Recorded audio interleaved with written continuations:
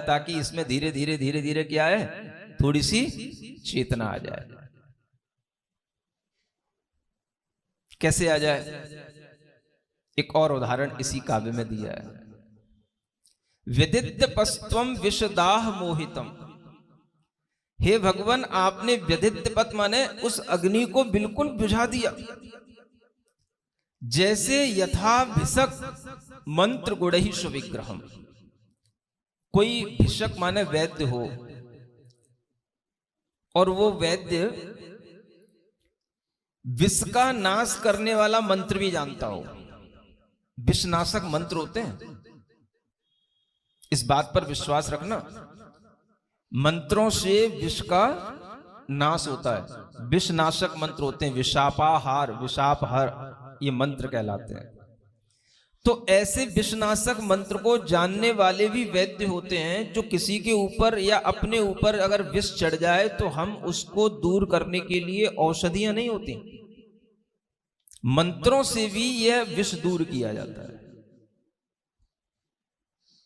तो किसी वैद्य के लिए स्वयं मान लो विष चढ़ गया हो, कोई जहर चढ़ गया हो, किसी सर्प आदि ने डस लिया हो, और वह उसको जानता है, उस विषनाशक मंत्र को जानता है, तो वो क्या करेगा?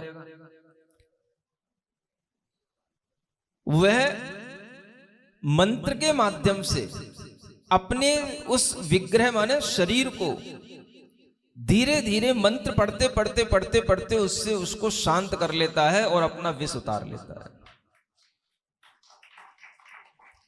ये पहले होता था।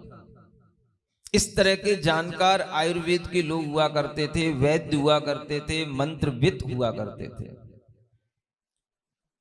तो मंत्र के अंदर ये गुण होता है, मंत्र गुणहि स्वविग्रहम, माने मंत्र के अंदर ये शक्ति होती है कि अगर आप मंत्र को लगातार निरंतर पढ़ते चले जाओ, और जो मंत्र जिसके लिए है उस कार्य के लिए अगर आप उसका उपयोग करो, तो इस तरह से किसी के ऊपर अगर विष भी चढ़ा हो तो वो भी उतारा जा सकता है, दूसरे का भी उतारा जा सकता है, अपना भी उतार लेता है।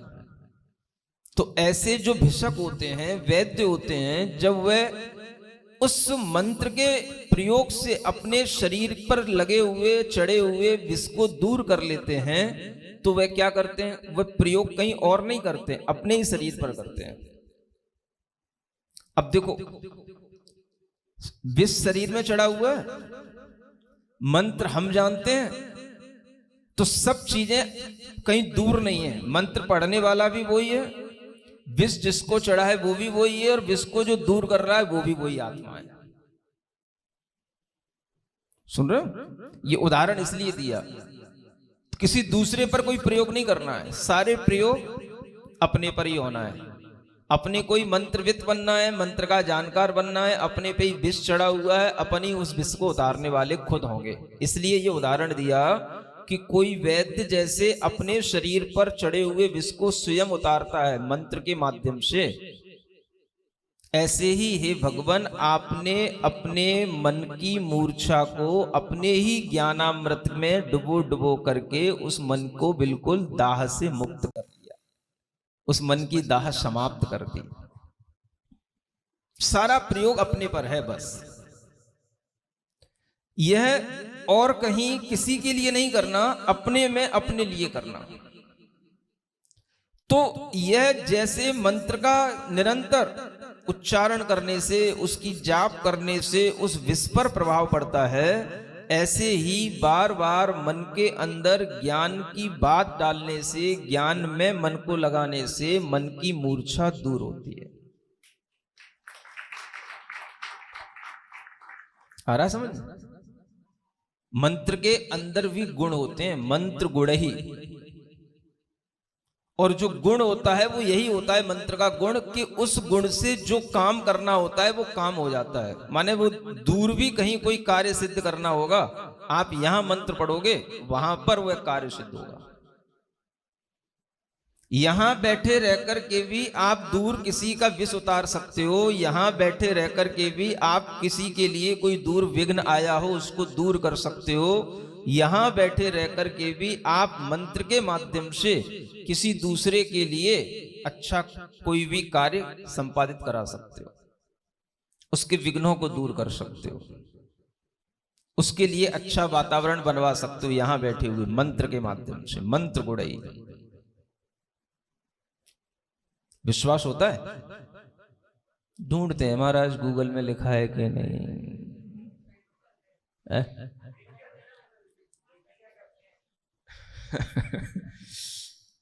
ये विश्वास रखना, मंत्र से कार्य होता है।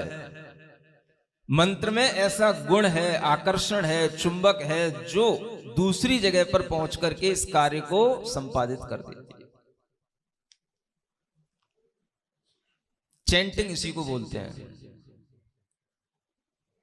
जब आपसे मैं कहता हूं ओम अरहम की लगातार चैंटिंग करो,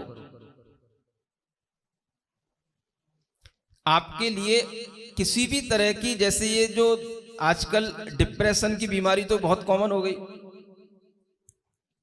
धीरे धीरे अपना एक तरीके से सेंस खो देना, अपना पेशेंस खो देना, और धीरे धीरे बीमारी इस तरह से भी बढ़ जाती है कि वो दिमाग की बीमारी जो है भीतर से निकल करके जो है अपने पीछे कहीं सर्वाइकल का अटैक कर देती है, कहीं पीछे जो है बैकबोन में कोई दर्द दे देती है, वो धीरे धीरे यहां तक उतर के आ जाती है।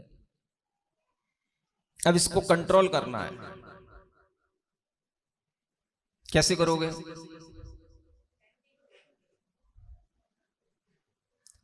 आप अपने भीतर अपनी बीमारी से खुद लड़ सकते हो, और लड़ने के लिए आपको ये तरीका बता रहा हूं, मंत्र दे रहा हूं। कौन सा मंत्र? हाँ, आपका दिमाग सही काम नहीं कर रहा, आपके अंदर कहीं पर भी दर्द हो रहा, आपके लिए किसी भी तरह से अपने शरीर में रोगों से लड़ने की क्षमता नहीं आ रही, आप खुद अपने अंदर वो क्षमता उत्पन्न करो, अपनी इम्यूनिटी खुद बढ़ाओ, अपना शरीर पर अपने मंत्र शक्ति का खुद प्रयोग करो। स्वयं के करने के लिए कहा है, पर के लिए बहुत कर रहे हैं लोग, स्वयं के लिए कोई नहीं कर रहा है। हम रैकी करते हैं, हम हीलिंग करते हैं, दूसरे के करने के लिए नहीं कहा। क्या कहा? स्व विग्रह। भगवान आपने भी अपने मनोनिजम निज मन को इस पद्धति से सही किया, जैसे कोई वैद्य स्व विग्रह अपने स्व शरीर को विष से मुक्त कर लेता है, ऐसे ही आपने मन की आग को स्वयं अपने ज्ञान अमृत की बूंदों से सिंचित करके उसको बुझा दिया। तो आचार्यों ने यह कहा कि आप कोई विद्या जानते हैं, उस विद्या का प्रयोग आप अपने लिए करें, सिखा जरूर दें दूसरे को कि भाई ये विद्या है। ओम अरहम नमः, ये ओम अरहम मंत्र है। इस मंत्र की आप अगर दीर्घनाद करते हैं, इसकी चैंटिंग लगातार करते हैं, तो आपका ब्लड प्रेशर, आपका मस्तिष्क, आपका कंठ, आपका पेट, सब कुछ अच्छा रह सकता है। ये विद्या हमने आपको बता दी, बस बताने का काम है। अब हम आपसे कहें कि नहीं, आप अपने घर में पड़े रहो, 2500 रुपए मेरे अकाउंट में जमा करा देना, मैं आपके लिए यहीं से बैठ करके मंत्र फेंक रहा हूं, यह गलत हो रहा है। आप अपने लिए करो, दूसरे के लिए भी करने के लिए कहो, उससे करवाओ, वो खुद करे, ये कहा जा रहा है। और इस तरह का कार्य जब कोई करता है तो वह लाभान्वित होता है। और अगर कभी कोई वैद्य, कभी ऐसा भी होता था कि दूर बैठे किसी का विष दूर कर देता था, यह भी होता था, लेकिन वह इसके लिए अपना व्यापार नहीं बनाता था। जिसको पता होता था वो उसका पुण्य है कि वो उस वैद्य के पास तक उसको पता मिल जाए और वो वहां तक पहुंच जाए, और उस वैद्य के पास मैसेज पहुंच जाए, दूर से भी पहुंच जाए किसी भी तरह से, तो वह दूर से भी बैठ करके उसके मंत्र के माध्यम से उसको दूर कर सकता है। लेकिन यह उसका अपना प्रोफेशन नहीं है। तो आज ये रैकी, ये हीलिंग, ये तरह तरह की थेरेपी, ये एक व्यवसाय बनती जा रही है। ये अपना लाभ अपने लिए तो पहले करो, और दूसरा अगर पूछे मांगे तो उसे भी बता दो, कोई बात नहीं, वो भी करे। लेकिन ऐसा नहीं कि वो बिल्कुल ही आप पर निर्भर हो जाए और वो कुछ ना करे। तो आचार्य कहते हैं कि हमेशा इस तरह के प्रयोगों के माध्यम से अपने शरीर को, अपने मन को आप विष मुक्त रखें। जो भी टॉक्सिक मैटर आपके मन में भी आता है, बॉडी में भी आता है, उसको खुद रिलीज करने का प्रोसेस करें।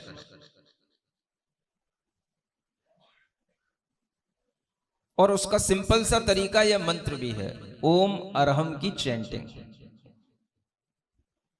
लगातार करना, जाप करते हुए करना। जब आप ओम और अरहम नमः का दीर्घनाद करते हैं तो आपके पेट से लेकर, हृदय से लेकर, कंठ से मस्तिष्क तक के सारे तंतुओं पर उसका असर पड़ता है। और कहीं पर किसी भी तरह के कोई ब्लॉकेज होंगे तो वो आप अपनी शक्ति से उसको खोल देंगे, दूर कर देंगे। बस ब्लॉकेज दूर हुए, रोग दूर हो जाएगा।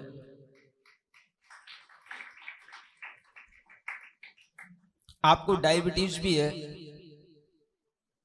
ब्लड प्रेशर भी है, आप शवासन में लेट जाइए और शवासन में लेट करके आप ओम का दीर्घनाद कीजिए। जब आप ओम का दीर्घनाद करें तो आपका पेट अंदर जाना चाहिए, और पेट जब अंदर जाएगा तो आपके अंदर के जो अवयव है, लीवर आदि, इन सब पर भी अच्छा प्रभाव अपने आप पड़ेगा, वो एक्टिव होंगे। ओम की वाइब्रेशन से वो अपने आप तरंगायित होंगे। पेट अंदर जाने के बाद में फिर आप उसको थोड़ी देर होल्ड कीजिए और अरहम शुरू कीजिए, अरहम बोलना। और ऊपर मस्तिष्क के अपर पार्ट तक वह जो है अरहम की तरंगें उस मंत्र की चैंटिंग के माध्यम से वहां तक पहुंचाइए। और फिर एकदम से नमः बोल करके ढीला छोड़ दीजिए। ये एक बार ओम अरहम नमः की चैंटिंग हुई। समझ रहे हो? ऐसा आप कम से कम 11 बार कीजिए, 21 बार कीजिए। आप अपने ही शरीर में उत्पन्न रोगों को खुद 15 मिनट करके, 20 मिनट करके उनको ठीक कर सकते हो। अपने शरीर की कार्य क्षमता को बढ़ा सकते हो।